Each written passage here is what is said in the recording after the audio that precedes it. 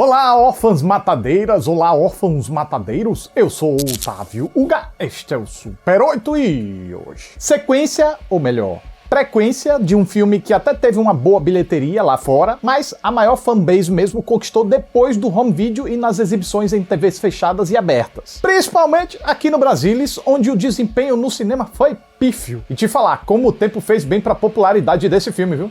Por quê? Porque 13 anos depois do primeiro filme, quando a gente achou que não tinha mais o que tirar dessa história, tamo aqui diante de um capítulo prévio. E por que a gente achou isso? Pelo que acontece no final do primeiro filme. Ah, tá.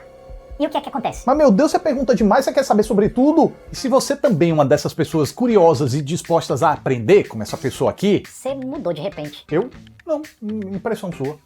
Tá bom. Você precisa conhecer a Skillshare. Como é o nome? Skillshare, uma das maiores comunidades online de aprendizado da rua, do seu bairro, não, do mundo. Quer pegar algum conhecimento referente a áreas criativas ou de gestão de áreas criativas? Animação, Redação criativa, cinema, belas artes, design gráfico, ilustração, música, fotografia, programação, desenvolvimento web, análise de negócios, freelance e empreendedorismo, liderança e gestão, marketing, estilo de vida e produtividade, Skillshare. Putz, é porque minha agenda é muito apertada, eu não tenho tempo pra isso não. Ah, mas as aulas da Skillshare são objetivas, entre 30 minutinhos e 2 horas cada. Em vez de você fazer um curso com um monte de aula que você não se interessa, na Skillshare o conteúdo é fragmentado para você já ir certinho direto no que você quer e no que você precisa. As aulas da Skillshare são específicas dentro dessas áreas que eu falei ainda agora. E aí o leque se expande para múltiplas coisas. Quer aprender a tocar violão? Lá tem aula. Quer aprender a fotografar? Lá tem aula. Quer saber como é que se escreve roteiros? Lá tem aula. Quer aprender a mexer no Photoshop, After Effects ou algum outro programa que me foge à memória? Lá tem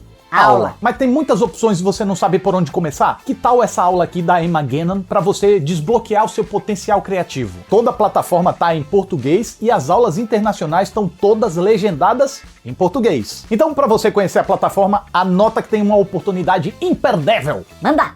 Não, pera, a caneta falhou. Agora foi, manda. Tá. Com o meu link que tá aqui embaixo na descrição, o espectador do Super 8 ganha 1 mês de graça. É só clicar e se inscrever. Mas é só para as primeiras 1000 pessoas que se inscreverem, hein? Então, corre! Pega esse mês gratuito e mergulha de cabeça na plataforma. Não literalmente. Já é show! Agora chega de papo e vamos lá começar a nossa análise. Simbora! A Or é fã de quem? Se esse filme conta a origem da Esther, ela vai encontrar o Leonardo DiCaprio num sonho? A personagem mais preocupada com limpeza é a Esther Elisa? Tudo isso e muito mais agora. Lina é uma mulher psicopata com uma condição que faz ela parecer uma criança. Então, depois que foge de um manicômio, ela aproveita sua aparência pueril para se infiltrar numa família como se fosse sua filha desaparecida. Chegando lá, ela bota seu pensador maquiavélico para funcionar para, a qualquer custo, evitar ser descoberta. A Órfã de 2009 não era assim um grande filme, mas tinha um grande poder para encasquetar pelo que a gente imaginava ser uma capeta em forma de guria atazanando uma família, e depois o filme ainda conseguiria se cravar na memória popular graças à sua reviravolta final. Pois bem, mas vendo que o primeiro filme exauriu esses valores, aqui, sem eles, o que a Órfã 2, contando uma história pregressa, teria a acrescentar de diferente? Aí a gente vê o subtítulo BR, A Origem, ou até o subtítulo original, First Kill, ou Primeira Matança, e pensa que vão mostrar como a personagem se deixou levar pela frustração de não crescer e se tornou uma psicopata. Lê do engano. Os subtítulos são totalmente falsos. Esse novo filme aqui não conta a história da mulher desde as primeiras mortes, e muito menos narra as suas origens. Quando o filme começa, o ano é 2007, ela já tem 30 anos e já tá detida no instituto mental. Ou seja, pra ir pra lá, ela já andou botando sangue pra escorrer e, obviamente, já se mostrou perigosa. Tanto que é tida como a paciente mais perigosa do lugar. Como o filme ridiculamente tenta vender para tentar alimentar artificialmente o clima de ameaça em torno dela. E fica ainda mais constrangedor quando o próprio filme testemunha contra essa afirmação, mostrando que ela não é a paciente mais perigosa do asilo. Talvez a mais ardilosa, mais dissimulada, mas ao menos o povo já espera algum perigo vindo dela. Pior é outra paciente que é tão estável que não dá para prever o que ela vai fazer, porque ela não pode ouvir falar sobre doce que se desembesta a atacar e a matar os outros. Imagine outros gatilhos que ela não deve ter. Talvez por essa incompetência na hora de julgar julgar a periculosidade dos próprios pacientes que o pessoal do asilo botou uma paciente super instável como essa fazendo faxina logo na entrada do prédio, onde só teria um segurança que ela podia atacar e fugir. Beleza de ideia essa. Essa daí dá pra chamar de idiota. Mas na verdade, se a gente procurar sentido, a personagem título não era nem pra estar num asilo. Ela tem uma condição física, ok, mas mentalmente ela não tem qualquer distúrbio que a tornasse incapaz de responder por seus crimes. Então por que ela não tá num presídio? Mera baboseira do roteiro pra A, se encaixar no que o primeiro filme contava e B, tornar mais fácil a fuga da mulherzinha. Porque num presídio seria bem mais complicado, né? Ah, e C também, pra facilitar a produção. Mas tudo bem, esse é só aquele salto de fé inicial que a gente precisa dar pra poder mergulhar no filme. Aquela permissão que a gente concede pra iniciar a viagem. Não, antes fosse. Essa é só uma amostra grátis do enorme compêndio de baboseira que o roteiro e a direção vão apresentar a partir de então. Pois é, logo após fugir, a mulherzinha já entra rapidinho na internet e acha uma criança desaparecida parecida com ela no Estados Unidos, sai na rua, fica se balançando, diz pra um polícia qualquer que os pais dela são do Estados Unidos e se identifica como Esther. E daí já corta pra família da tal Esther sendo avisada. Tudo que teria acontecido nesse meio tempo é simplesmente omitido pelo roteiro que se faz de sonso. Ah, é? Aconteceu alguma coisa aqui nesse meio tempo? Não sabia, não? É mesmo? Tem alguma coisa? Burocracia? O quê?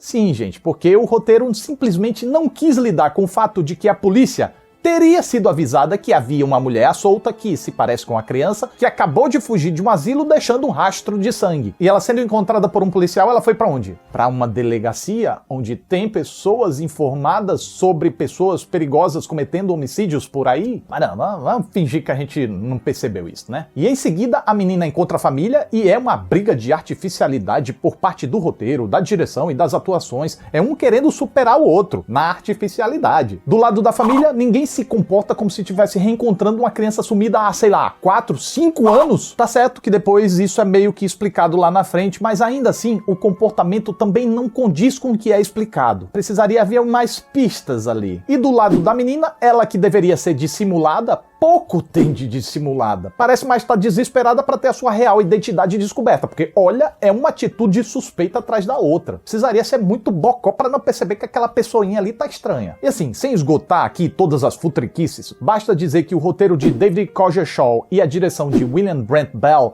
seguem demonstrando um gigantesco desconhecimento de como funcionam seres humanos, leis, protocolos sobre crianças desaparecidas, investigações policiais, exames de DNA, psicologia, termodinâmica, limites do corpo humano, ou melhor, não sabem não, né? Porque quem não sabe, procura, pesquisa e aí aprende. Os realizadores apenas pouco se lixam pra tudo isso. Eles não fazem a mínima questão de fazer um dever de casa, empurram uma obra cheia de inconsistências, de ideias mal resolvidas e acham que a gente é panaca pra não notar. Eu tô sendo repetitivo, mas pense numa narrativa entupida de exageros, incongruências, inconsistências e falta de lógica, pois é esse o exato caso de Orphan: A Origem. Gente, até erro de continuidade que eu não costumo notar numa primeira assistida, eu costumo até passar pano. Esse aqui eu notei e me incomodou, porque é grosseiro. Uma pintura tem uma lágrima que troca de lado entre planos praticamente subsequentes. Tá de um lado, aí troca de lado e depois volta pro lado que tava. E não é como se fosse um detalhe em um campo sem importância. A narrativa tá focada nessa lágrima. É difícil conceber porque parece que precisou esforço para cometer esse erro. E isso ainda passou pela filmagem e na edição. É um tremendo de um desleixo. Ah, beleza, vamos lá. E assim, o primeiro filme até era meio exageradinho, mas era nada em comparação com esse aqui. Lá, dava para acompanhar satisfatoriamente o que era proposto, tinha uma narrativa atenta para manter as coisas no terreno do aceitável, e até o que era mais difícil de engolir, acabava fazendo sentido depois da revelação final. Tipo, a capacidade da menina, a malícia, a inteligência. Já aqui, acreditar no que acontece é uma luta constante. Mas beleza, vamos tentar ser positivo em alguma coisa, para tentar ser justo. Dá para acompanhar o filme, sabe? Pois, no mínimo, a condução de William Brent Bell é eficiente para nos instigar sobre o que a pseudo-Esther poderia fazer agora com a família que acreditava que ela seria a filha perdida e o que sairia dessa dinâmica. E isso eu confesso que deva servir para segurar a curiosidade do espectador que se interessou pelo filme. Mesmo assim, eu preciso ressaltar que o espectador aqui não consegue sossegar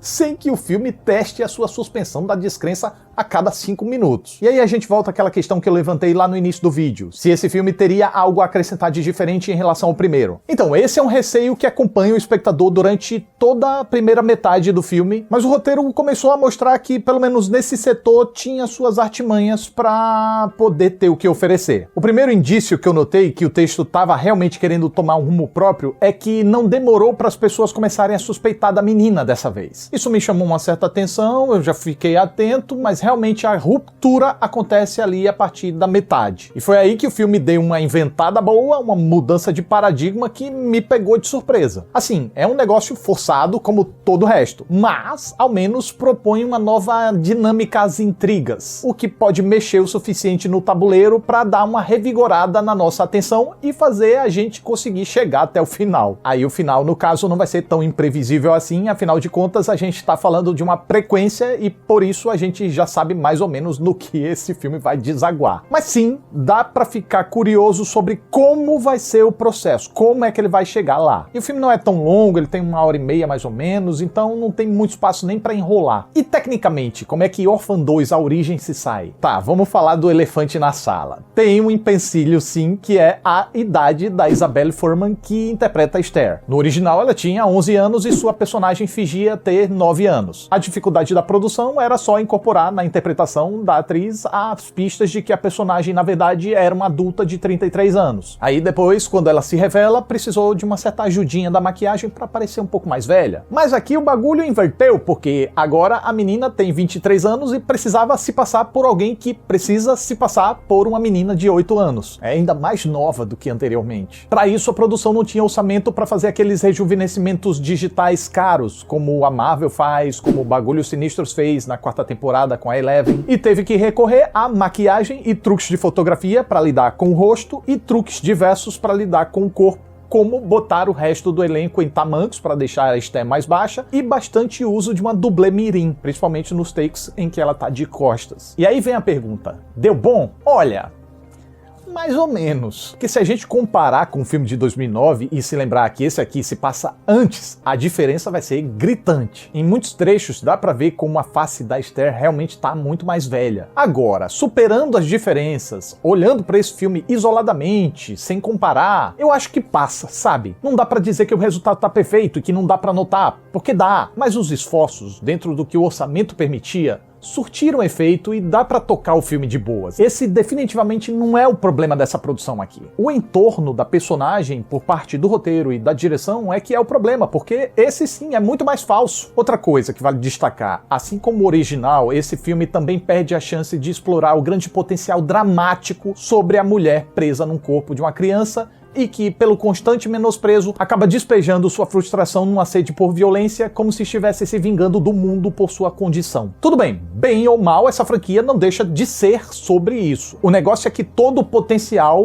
sobre isso para no básico. Qualquer discussão social ou estudo de personagem é mais raso do que uma piscina tona e furada. Tendo tudo isso em mente, eu acho até um milagre que Orphan 2, A Origem, não seja pior. Pois sim, não é grandes coisas, mas a menos que o espectador seja um completo desavisado, não deve chegar aqui exigindo grandes coisas. E não exigindo muito, é possível se envolver razoavelmente com o suspense e as viradas, que mesmo exageradas, como todo o resto da trama, ao menos reflete o empenho que os realizadores tiveram para surpreender. Eu só queria que eles tivessem o mesmo empenho para evitar encher esse trajeto pregresso da Orphan com tanta pataquada falsa. E o que me faz lamentar é porque dava para evitar, mas me pareceu que só faltou disposição.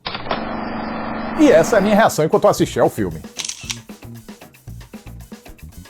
Lembrando que tem um link na descrição para você conhecer a Skillshare por um dia, uma semana? Não, um mês inteiro de graça para você assistir todas as aulas que você quiser. E aí, gostando, você aproveita para assinar o plano anual, para então adquirir todo o conhecimento que você quer, que você merece, que você precisa. Jaelson, tão joia! Então é isso, mais um Super 8 está chegando ao final. Fico muito grato pela atenção de vocês. Muito obrigado, até a próxima e...